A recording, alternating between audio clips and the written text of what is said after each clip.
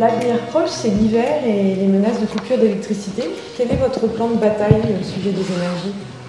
Alors, plan de bataille, je ne sais pas si c'est un plan de bataille, en tout cas, on essaye de faire au mieux.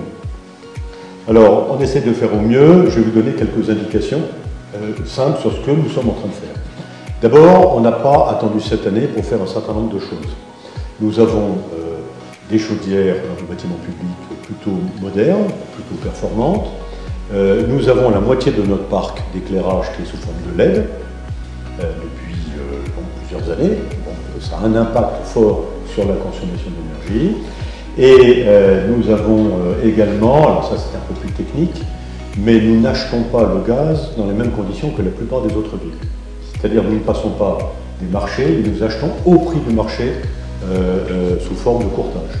Et donc dès que nous avons des baisses des cours, nous achetons des lots de gaz. Et nous avons un contrat de ce type qui court jusqu'en août 2023. Donc jusqu'en août 2023, en tout cas sur la partie bâtiment public, on est plutôt en meilleure situation que les autres villes.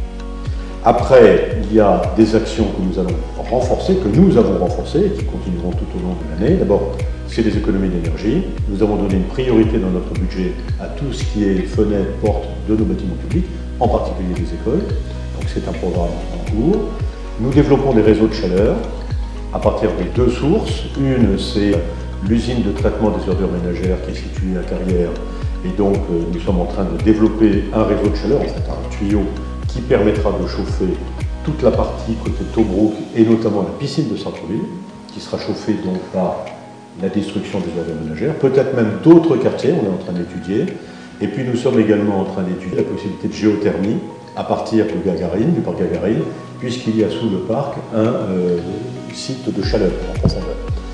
Tout ça s'inscrit dans une démarche collective avec les autres communes et nous avons depuis plusieurs mois lancé une étude globale de développement des modes d'énergie autres que le gaz et le pétrole. Et ça c'est en cours et donc d'autres actions, type solaire, etc., seront menées dans les semaines qui viennent. Et nous avons également, certains habitants l'ont peut-être vu, mais dans certains quartiers, de 2h à 5h du matin, nous coupons l'éclairage public. On n'a pas eu de plainte particulière, donc ça marche plutôt bien. Ça nous permet d'économiser 20% de notre facture. Voilà, ce sont des actions à la fois ambitieuses et parfois modestes, mais qui contribuent à passer l'hiver sans être gelé et sans être ruiné.